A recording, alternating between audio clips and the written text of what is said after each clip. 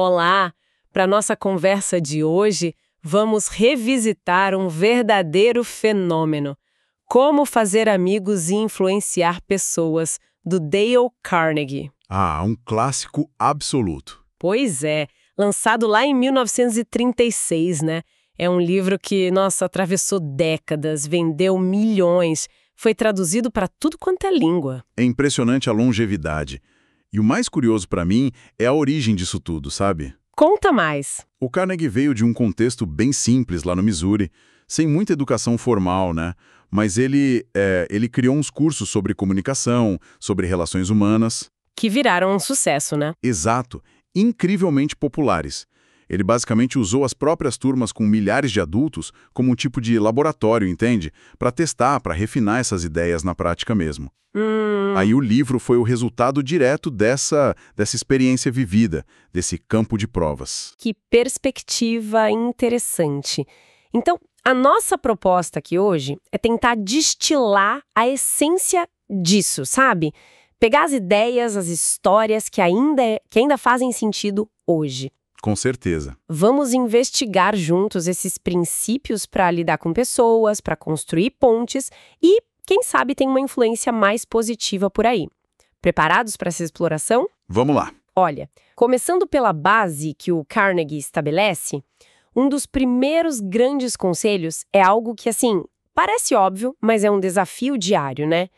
Frear o impulso de criticar. Isso é fundamental. Ele argumenta que a crítica raramente funciona, porque as pessoas tendem a se justificar, não importa o erro.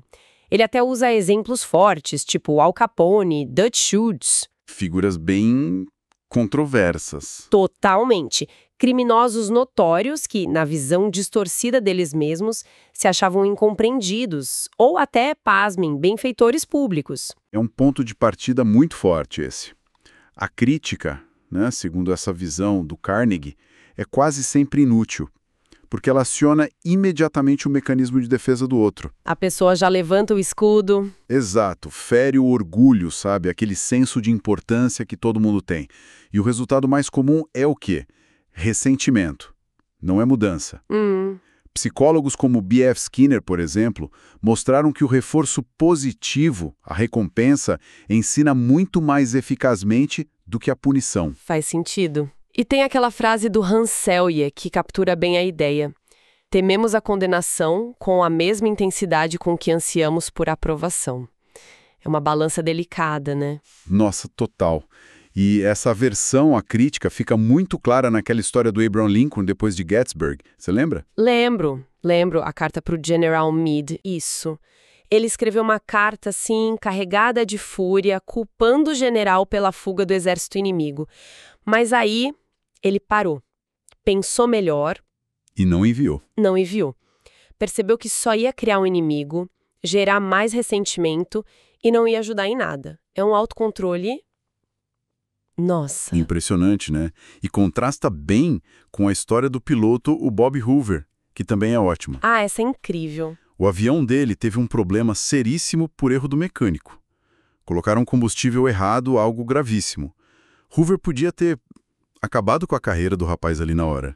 Com toda razão, talvez. Pois é, mas em vez disso, vendo o estado do mecânico todo arrasado, ele o abraçou e no dia seguinte pediu que ele mesmo, o mesmo mecânico, reabastecesse o outro avião dele. Que baita demonstração de confiança, em vez de esmagar com a crítica. Totalmente. É quase terapêutico, como você disse. Uma lição de gestão de erro e de pessoas. Então tá. Se a crítica geralmente não funciona, o que a gente coloca no lugar? Se não apontamos o erro dessa forma mais direta, como é que a gente age? Aí entra a contrapartida essencial no pensamento do Carnegie, a apreciação sincera e honesta. É o outro lado da moeda, o oposto da crítica. Exatamente. Ele cita o Charles Schwab, um gigante do aço na época, que dizia que a maior qualidade dele era a capacidade de despertar entusiasmo nas pessoas. E como ele fazia isso? Através do reconhecimento, do elogio. Ele afirmava ser sincero na aprovação e pródigo no elogio. Essa parte do sincero é chave, né? Porque o Carnegie diferencia bem isso da bajulação. Muito bem. Ele chama a bajulação de dinheiro falso. Algo que não tem valor real, que soa falso e pode até gerar desconfiança. A apreciação tem que ser genuína. Tem que vir do coração, como ele dizia. Lembrei agora daquela história tão bonita da professora que percebeu a audição incrível do pequeno Stevie Wonder, ainda menino, cego, e elogiou isso nele. Ah, sim. Quem sabe o quanto esse reconhecimento lá no comecinho não o impulsionou, né? O poder de um elogio genuíno. Com certeza. E isso toca naquele ponto que o filósofo John Dewey chamou de desejo de ser importante. É uma das necessidades humanas mais profundas, sabe? Muitas vezes a gente foca nas necessidades físicas, comida, abrigo, mas esquece de nutrir essa necessidade psicológica, de reconhecimento, de se sentir valorizado. A apreciação sincera faz exatamente isso, alimentar a autoestima. É verdade. E seguindo essa linha de entender o outro, de valorizar, vem o terceiro pilar dessa base que ele constrói. Para conseguir que alguém faça algo, a gente precisa enxergar a situação pela perspectiva dessa pessoa. Ah, essa é a chave da influência para ele. Falar sobre o que ela quer e como ela pode conseguir aquilo. A metáfora da pescaria que o Carnegie usa é excelente. É excelente. É ótima, né? Ele pode amar morangos com creme, mas para pescar ele usa o quê? Minhoca. Porque é isso que o peixe deseja. Simples assim. É a essência da influência segundo essa ótica. Tem uma frase do Harry Overstreet que resume isso de forma memorável. Primeiro, desperte na outra pessoa um desejo ardente. Aquele que consegue fazer isso tem um mundo consigo. Aquele que não consegue, trilha um caminho solitário. Não adianta tentar impor. Nossa, forte isso. E me lembra aquela história do filósofo Emerson tentando levar um bezerro teimoso para o celeiro. Ah, clássica. Ele e o filho empurravam, puxavam, gritavam. E nada. O bezerro empacado. Aí a empregada, só observando, foi lá, quietinha. E ofereceu o dedo pro bezerro sugar. Exato. Como se fosse a mãe dele. E aí conduziu o bichinho calmamente pro celeiro. Ela entendeu o que o bezerro queria naquele momento, não o que o Emerson queria. É uma ilustração simples, mas muito poderosa. E o próprio Carnegie aplicou isso em situações bem práticas, né? Tem o caso famoso da negociação do aluguel de um salão de hotel. Ah, sim. Que o gerente queria aumentar o preço absurdamente. Triplicar o preço. E em vez de brigar, de reclamar, o que seria a reação natural, né? O Carnegie parou e analisou a situação do ponto de vista do gerente. Esperto. Ele listou os prós e contras para o hotel de ter as palestras dele ali, mesmo com o preço antigo. Focou nos benefícios indiretos, tipo publicidade, prestígio que os eventos traziam para o hotel. Mostrou valor por outro lado. Exatamente. E conseguiu reverter o aumento. Funcionou. Olha, esses 3 pontos, evitar a crítica, dar apreciação sincera e focar no desejo do outro, eles formam um alicerce bem interessante para as relações, né? Com certeza. Uma base sólida. Agora, como é que a gente constrói a partir daí? Como fazer as pessoas gostarem da gente, criarem simpatia? Bom, o primeiro passo, e talvez o mais fundamental para o Carnegie nessa parte, é desenvolver um interesse genuíno pelas outras pessoas. Genuíno de novo, né? Sempre. Ele é bem direto nisso. Você conquista mais amigos em 2 meses, se interessando verdadeiramente pelos outros, do que em 2 anos tentando fazer os outros se interessarem por você.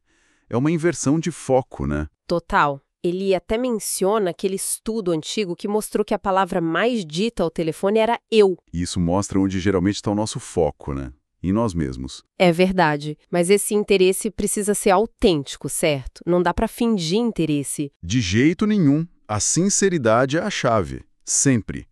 O Carnegie conta sobre o mágico Howard Thurston, que era famosíssimo na época. Thurston dizia que parte do sucesso dele vinha do amor genuíno que ele sentia pelo público. Antes de entrar no palco, ele mentalizava: eu amo meu público. Isso criava uma conexão real, entende? Nossa! Quando o interesse é verdadeiro, a relação floresce para os 2 lados. Não é uma via de mão única.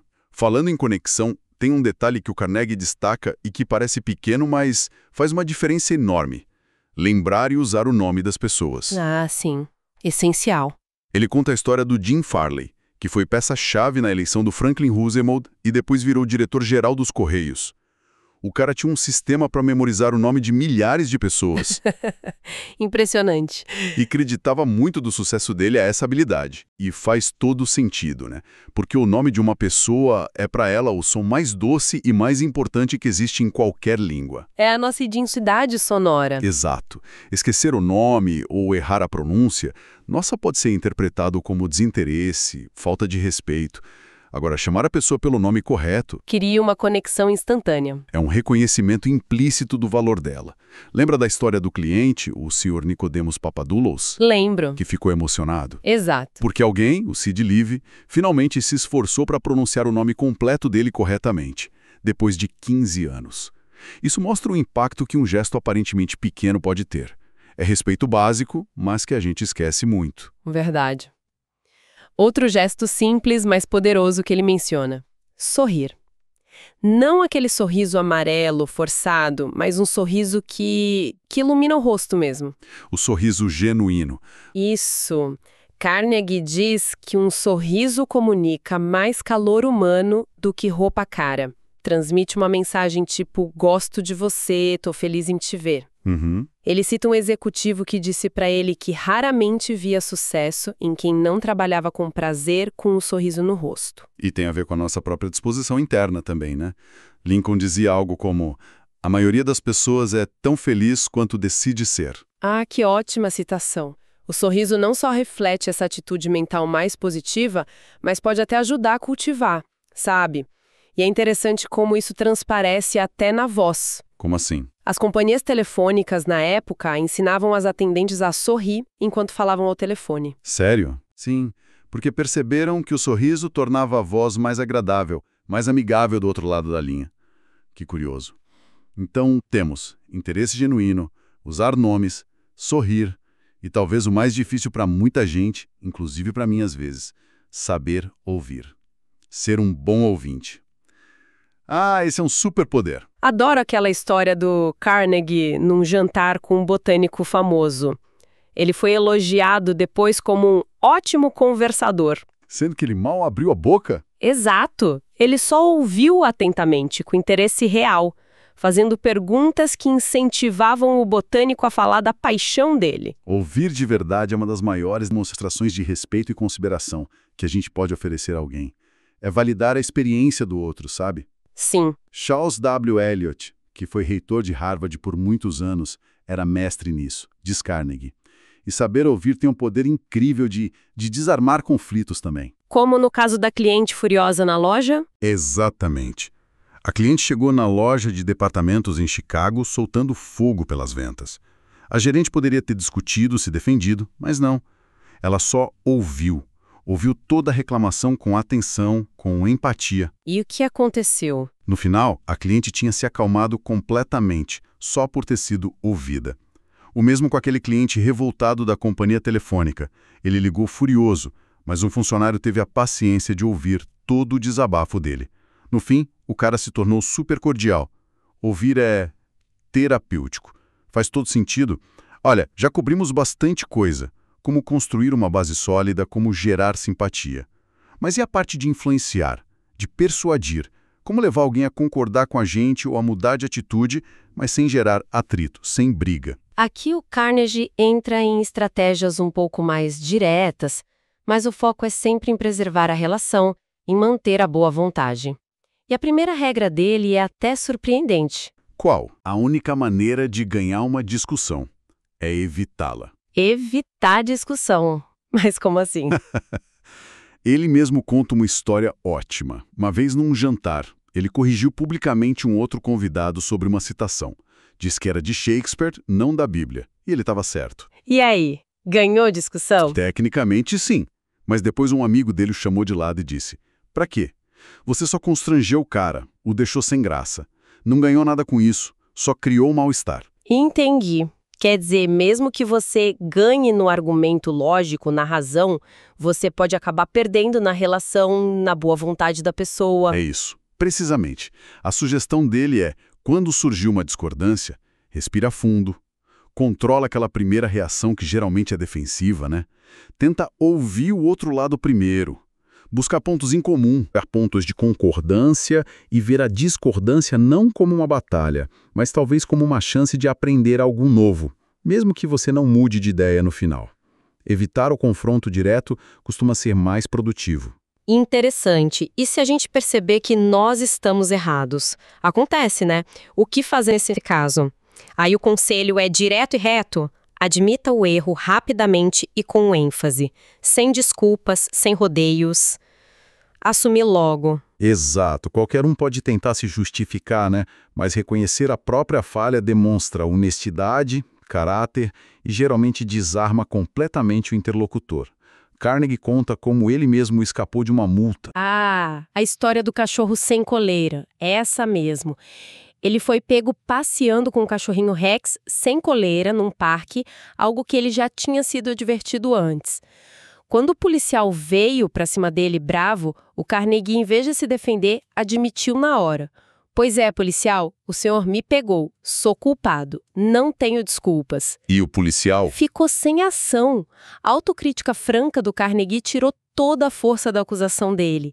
Acabou só dando mais um aviso. É aquela lógica de tirar o vento das velas do outro, né? Como aquele artista que recebeu críticas de um editor importante. Sim. E em vez de se defender, ele mesmo começou a se autocriticar, dizendo que o trabalho não estava bom, que ia refazer. E o editor acabou fazendo o quê? Defendendo o trabalho. E ainda deu mais serviço para ele. Admitir o erro pode ser uma estratégia surpreendentemente poderosa, sem dúvida. E a forma como a gente inicia uma conversa difícil ou uma tentativa de persuasão também é crucial, pelo que ele diz. Fundamental. Carnegie insiste. Comece de maneira amigável. Sempre. Ele usa aquela fábula de Esopo, do sol e do vento. Amo essa fábula. Competindo para ver quem tirava o casaco do viajante, né? O vento soprou com toda a força, furioso, mas o viajante só se agarrou mais ainda ao casaco. Aí veio o sol. Aí veio o sol. Apenas brilhou com gentileza, com calor, e logo o viajante sentiu calor e tirou o casaco por conta própria. A gentileza, a abordagem amigável, é muito mais persuasiva que a força bruta ou a hostilidade. Lembro do exemplo impressionante do John D. Rockefeller enfrentando mineiros em greve. Os caras estavam furiosos, queriam linchá-lo. Uma situação extremamente tensa. Perigosíssima. E ele começou o discurso de forma surpreendentemente calma, amigável. Elogiou os trabalhadores, falou de parceria, de amigos. Isso mudou completamente o clima. Permitiu o diálogo. Nossa, impressionante como a abordagem inicial pode definir tudo. Totalmente. E essa abordagem amigável se estende, claro, à liderança, especialmente na hora delicada de corrigir erros ou dar feedback. Como fazer isso sem desmotivar? Uma das dicas é chamar a atenção indiretamente. Lembra do Charles Schwab de novo? Vendo operários fumando onde não devia, um lugar perigoso. O que ele fez? Deu uma bronca? Nada disso. Ele foi até eles, ofereceu charutos e pediu gentilmente que eles fizessem o favor de fumar do lado de fora. Sutileza total. Nossa, muito mais eficaz, imagino. Provavelmente. Outra dica sutil que Carnegie dá é, ao dar feedback, usar a conjunção e em vez de mas depois de um elogio. Como assim? Me dá um exemplo. Em vez de dizer, olha, você fez um ótimo trabalho nesse relatório, mas precisa melhorar a análise de dados, que meio que anula o elogio, né? Sim, o mais apaga o que veio antes. Exato. Tente dizer, olha, você fez um ótimo trabalho nesse relatório, e se conseguir aprofundar um pouco mais a análise de dados da próxima vez, vai ficar ainda melhor. Soa muito mais encorajador, mantém a confiança. Gostei dessa. E ele também fala sobre falar dos próprios erros antes de apontar os do outro, né? Isso ajuda. Ajuda muito. Mostra humildade, cria uma conexão. Torna a crítica, se necessária, muito mais palatável. Tipo, olha, eu sei que já cometi esse mesmo erro no passado e o que aprendi foi. Isso desarma a defensiva. Faz sentido. E tem aquela ideia que achei fascinante. Dar à pessoa uma boa reputação a zelar. Como foi isso? Ah, essa é ótima. Como a professora, a senhora Hopkins, fez com um aluno que era considerado o problema da turma, o Tommy. O que ela fez Em vez de rotulá-lo assim, ela começou a tratá-lo publicamente como um líder nato. Pedia ajuda dele para organizar a classe e dizia que confiava nele para fazer a turma a melhor da escola. E ele correspondeu. Totalmente. Ele se sentiu motivado a viver à altura daquela reputação positiva que ela criou para ele. É apelar para o que é de melhor na pessoa, dar uma imagem nobre para ela se espelhar. Que bonito isso. Funciona como um incentivo. Exato. E, por fim, uma ferramenta poderosa de motivação que o Carnegie destaca é lançar um desafio. Um desafio? Como assim? Voltamos ao Charles Schwab. Numa das fábricas dele, a produção de um turno estava muito baixa. O que ele fez? Foi até o chão de fábrica no final do turno e simplesmente escreveu com um pedaço de giz no chão o número de fornadas que aquele turno tinha feito, 6. E foi embora. Só isso. Só. Aí o turno da noite chegou, viu aquele 6 no chão, entendeu na hora como um desafio, uma provocação silenciosa e se esforçaram pra caramba. No final do turno deles, apagaram o 6 e escreveram um 7 bem grande. Ah, que legal! E o turno do dia seguinte? Viu o 7, ficou mordido e produziu como nunca. Deixaram um 10 no final. A competição saudável, o desejo de superar, de se provar, é um motor incrível para a ação humana. Uau, que história! Olha, exploramos bastante coisa hoje, hein? Desde evitar críticas e apreciar sinceramente, Passando por se interessar pelos outros, sorrir, ouvir. até chegar nessas formas mais, digamos, sutis de influenciar e liderar, como evitar discussões, admitir os próprios erros, lançar desafios. É um conjunto bem rico de ideias, né? Muito rico. E o fio condutor que parece unir tudo isso, para mim, é um profundo respeito pelo outro. Uma tentativa genuína de entender a perspectiva alheia Sim. e de se comunicar de uma forma que preserve a dignidade, a autoestima de todo mundo. Carnegie insiste muito que isso não são técnicas para manipular, sabe? Não são truques. Não. São princípios que, se aplicados com sinceridade, com uma mudança real de atitude, podem realmente transformar nossas interações. É uma filosofia de vida, quase. É uma ótima síntese. Não se trata de artifícios, mas de uma abordagem baseada na empatia, no respeito mútuo. Então fica o convite à reflexão, desses princípios todos que a gente conversou. Qual deles parece fazer mais sentido pra gente? Ou talvez, qual deles seria mais necessário aplicar no nosso dia a dia, nas nossas relações? Exatamente. Como é que a gente poderia incorporar um desses aprendizados de forma autêntica, talvez naquela conversa difícil que a gente está adiando? Ou para fortalecer um relacionamento que a gente valoriza. E isso, a aplicação prática e principalmente sincera é o que realmente importa no final das contas. O livro é um guia, mas a ação tem que ser nossa. Uma excelente provocação para a gente encerrar a nossa análise de hoje. Muito obrigada por nos acompanhar nesta exploração das ideias de Dale Carnegie.